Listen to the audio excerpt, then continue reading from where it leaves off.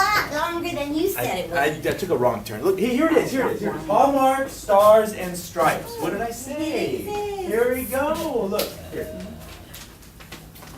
Ah, this is a good one. Hey, soldier. Sorry I didn't fight alongside you.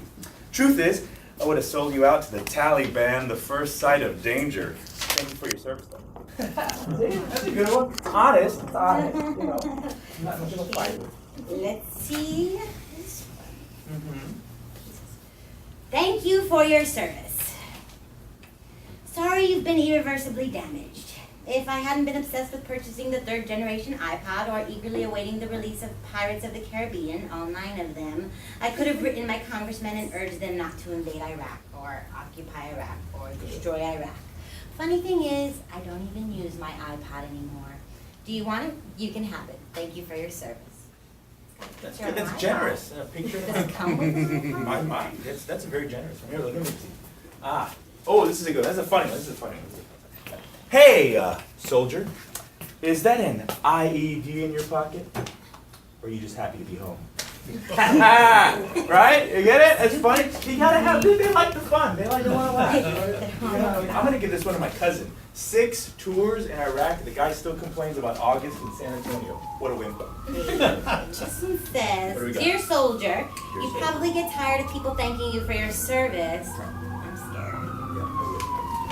But I never get tired of enjoying the freedoms you gave me. Proud to be an American. That's right there to the heart. That's close to the heart. I like it. That's I a could have written that one. That's a fuzzy one. That's a fuzzy one. Oh, let me see what's here. Oh, here's a romantic one. I like this one. Roses are red.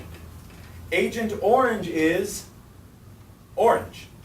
And Nam was the shit. Am I right? Happy Veterans Day. Yeah. Can they say shit in these things?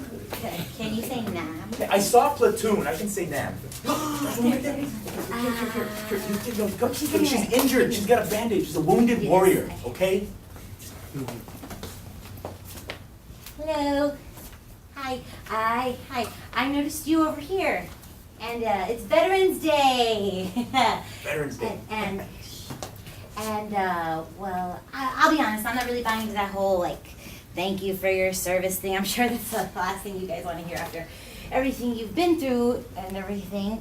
And I'll be frank, I don't really agree with my country's foreign policy or their preemptive strikes or military-industrial complex and all that. But, well, what I can't stand even more is the way you guys are treated when you get back from over there. I mean, down at the VA, forget about it. And, well, I can't even imagine, what it was like over there where you were and with doing what you did and all, but I wanted to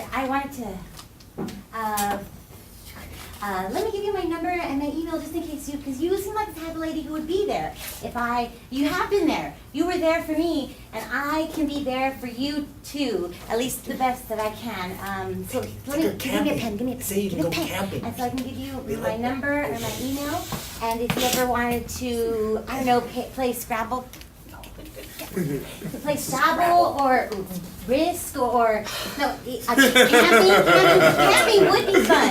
Here's my number and here's my email and my website. Also, in case you wanted to, I just wanted to. Here you go. And nice. I like your Band-Aid too, Amanda. It's so good to. Hello. Thank you. I was just gonna say, Just don't, go, dude. no thanks, Just but go. okay, you got it. Thanks. My pen clip. Oh yeah, pardon. Hey man, you did that military thing, you did it, and you survived, and I'm glad. Happy Veterans Day. I do not have a diagnosis. I am frightened by unexpected loud noises, especially when those noises resemble small arms fire or artillery fire. And that is, sometimes when that happens, scenes from my tour will run in my head on loop, and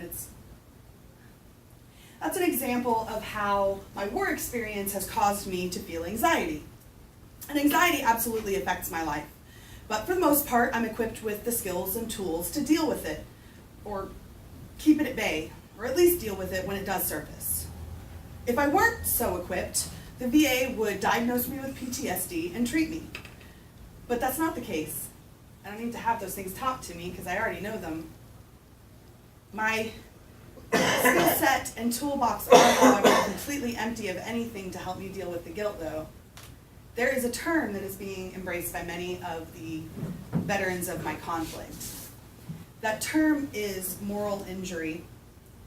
Moral injury means that I suffer from the mental distress that is caused by the moral complications of my actions in war. I've been down 1,000 philosophical roads, and every single one of them ends at us being the bad guy. And deep at the center of that infrastructure lies madness, and if I travel those roadways often enough, I will end up there. So I went to the VA, because when your head's fucked up from the war, they're supposed to help you, right? Problem is, they only have a program for anxiety. They don't have a program for moral injury. In order to have a program for moral injury, they would have to admit that they had asked me to do something that might be morally questionable, so they're not willing to do that. So there are no skills that they can teach me, and no tools that they can give me, and no way that they can help me, basically. And for that reason, I do not have a diagnosis.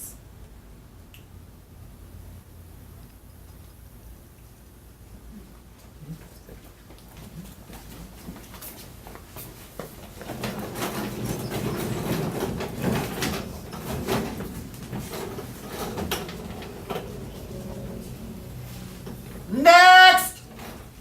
State your name and reason for appearing before the board on this occasion. My name is Julie Vaquera, and I've been having some difficulties, and I would like some treatment. We are going to ask you a series of questions. Please answer truthfully and to the best of your ability.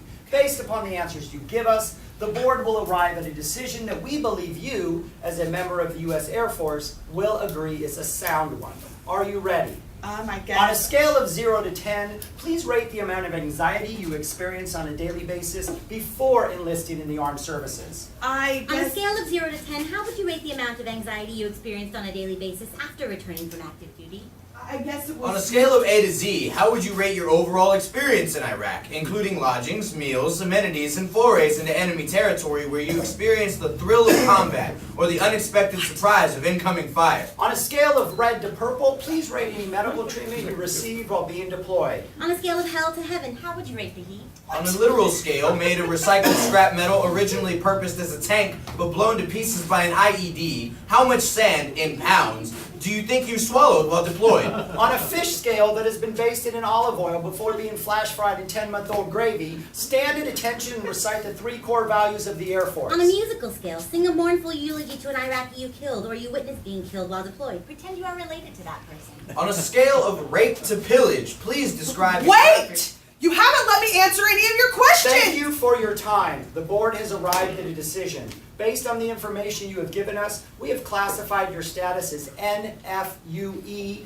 not fucked up enough. You will receive written notification of this in the mail in approximately 8 to 12 months, along with a brief survey that will let us know how we can better serve you in the future. Thank you for your service. Next! Awesome. Looks like, as usual, I'm gonna have to take care of myself. When I was deployed, I lived in one room with 4 girls. 12 by 12 foot room with 4 beds. All the other girls slept on single beds, and I slept on the bottom bunk of a 2-bunk bed up in the corner, like this. And how the hell I ended up in the desert with 2 ponchos, I have no idea, but I did. And so I hung the ponchos on the exposed sides of the bed and created a little area of privacy for myself. And laying in that bunk that first night, tired as fuck, but sleep wouldn't come, I found myself wanting to masturbate. And I know many of you can identify, whether you admit it or not, it is a tried and true method. There is a reason why men are stereotyped as falling asleep shortly after sex. It's because orgasm floods the brain with chemicals that make you desire sleep. And so I dug through my bag with a tiny little vibrator that I had asked my husband to buy for me because I didn't have the balls to buy it myself. It was this big, and it was pink. And so I had tried it in the room during a time when no one was there, and it didn't really seem that loud to me. But I had yet to try it in the middle of the night, and so just to be safe, I piled my cold weather gear on top of myself, along with my blanket and my pillow, and another pillow, just to be safe. And I gingerly turned the power to the lowest.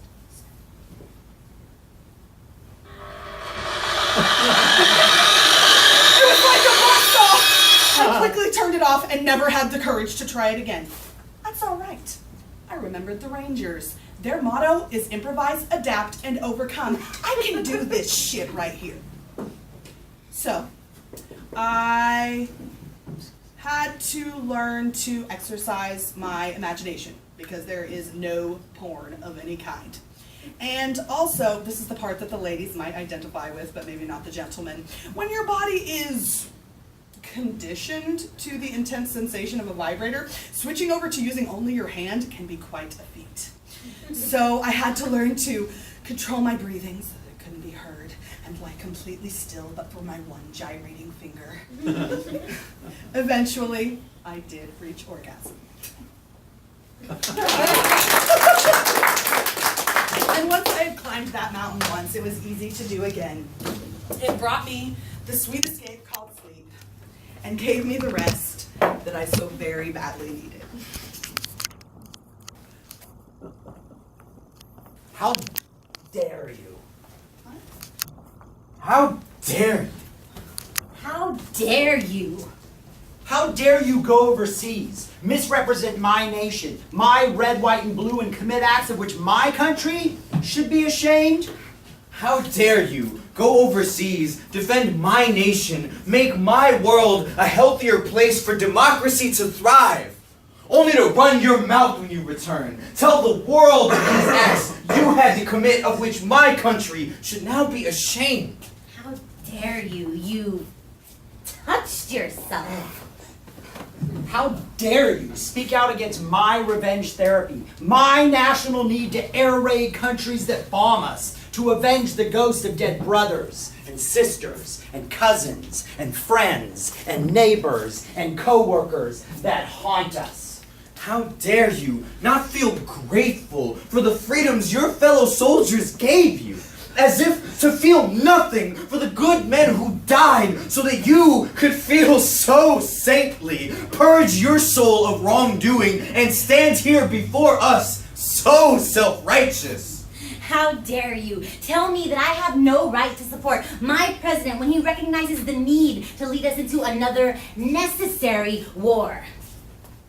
I left my pacifism in the financial district, riveted to the mangled metal of the Twin Towers, when a terrorist left over 3,000 Americans buried, lifeless, in the rubble. I left my pacifism in the Pacific, riveted to the hull of the USS Arizona after a Japanese fighter left 2,000 Americans floating, lifeless, in the harbor. How dare you claim pacifism while blatantly disregarding the privilege behind it? It is a hard-fought, blood-stained reward derived from bullets and atomic bombs. How dare you protect my freedom of speech by robbing others of theirs? How dare you defend their freedom of speech so that they could kill us for ours? And so it would seem that one man's necessary evil is another man's atrocity. So how dare you deprive us of yet another moment of rest, replacing bread with bombs, testing the limits of starvation, ensuring that peace remains the undernourished child of civilization. How dare you?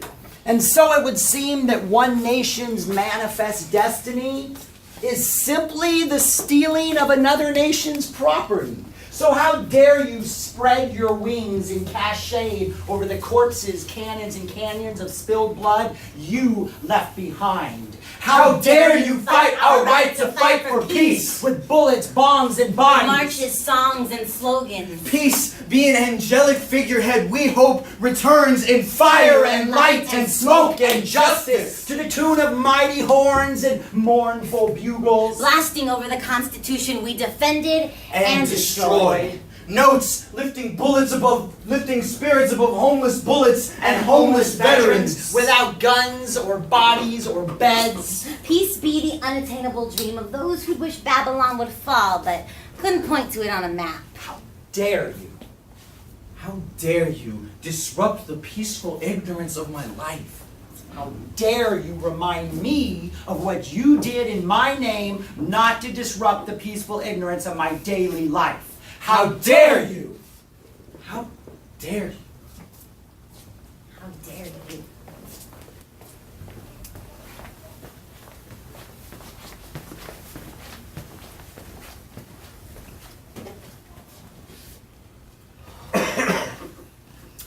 Before moving on to the last piece in our show tonight, I wanted to take an opportunity to thank all of you for being here.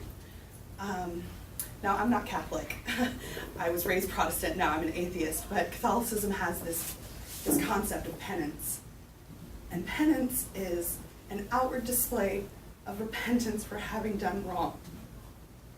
And one thing I hope has been made clear tonight through all of the pieces that you've seen up until now. What I did was wrong. And without you here as witness, this play wouldn't be what it needs to be to bring me healing. Because an audience is required for absolution. So thank you for being that. And thank you for doing this with me tonight. So, when we were writing the show, Shaggy asked me why I wanted to do it. He said that should be the last piece of the show. And I guess I wanted to do it for the same reason why any cult survivor wants to tell their story. Because they don't want anybody else to fall prey the way that they did. I don't wish where I am now on any of y'all. I don't want y'all to end up hurting innocent people and then hating yourself for it. I don't want you to end up being the fucked up veteran who everyone pities. And I'm not saying all of us are damaged, but so many of us are. And a lot of the ones who say that they aren't are doing it because they're still clinging to their programming, which tells them they can take anything, no matter how horrifying, and still complete their mission. I joke sometimes that if I had time, I would stand outside the recruiter's office with a sign that just says, "Don't do it." Mm-hmm. And yes, when somebody tells me that they are thinking about joining, I try and talk them out of it. Why? Because they take who you are and they replace it with who they need you to be in order to do the job they need you to do. And I would miss you if you weren't you anymore.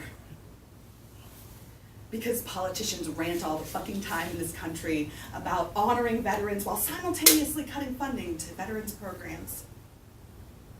Because the military has over a century of experience in mentally programming people and absolutely no desire or ability to deprogram you.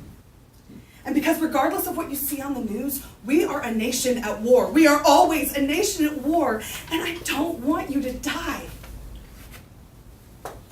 Because if you ever have to do the kinds of things that I did in war, and you do have the veil lifted from your eyes, you're gonna regret your actions, and that regret can kill you.